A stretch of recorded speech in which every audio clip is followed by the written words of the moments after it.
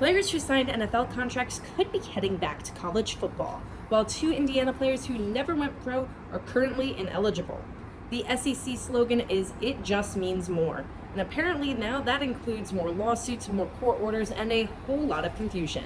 Daquan Wright and Xavier Harris both played for Lane Kiffin at Ole Miss and both went undrafted, signed with the NFL teams, and are now looking to reunite with Kiffin at LSU.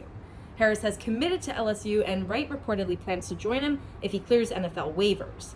This all started when the NCAA adopted a new ruling allowing athletes to play 5 seasons in 5 years, but began applying it with the high school class of 2023.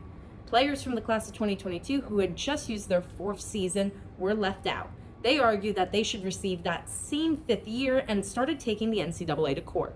A local judge in Louisiana temporarily opened the door for Wright and Harris and the other players who sued, but this is far from settled. The court's ruling was only temporary.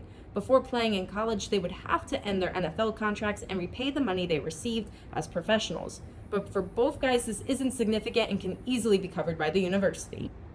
And because they're moving from Ole Miss to LSU, the SEC's own transfer rules could create another problem. The SEC has also come out against allowing former professional players to return at all. The conference argues that allowing it could take up roster spots and opportunities away from current players and high school recruits. Meanwhile, Indiana's Stephen Daly and Kellen Wyatt, both of whom never signed professional contracts, can't play right now. They have been allowed to return under the federal WISE ruling, and the appeals court has put that ruling on hold while the NCAA appeal continues. And we've seen this kind of temporary return fall apart before. Last basketball season, former G League player Charles Biacco returned to Alabama under a temporary court order by a judge who had affiliations with Bama. He played 5 games before a different judge refused to keep that protection in place.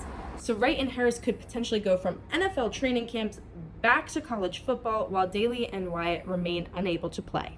Different lawsuits, different courts, different temporary results, and with college football just days away, eligibility may depend less on the rule book and more on the courthouse the players choose to sue in. I'm Alexandra Holm with Sports on the Porch.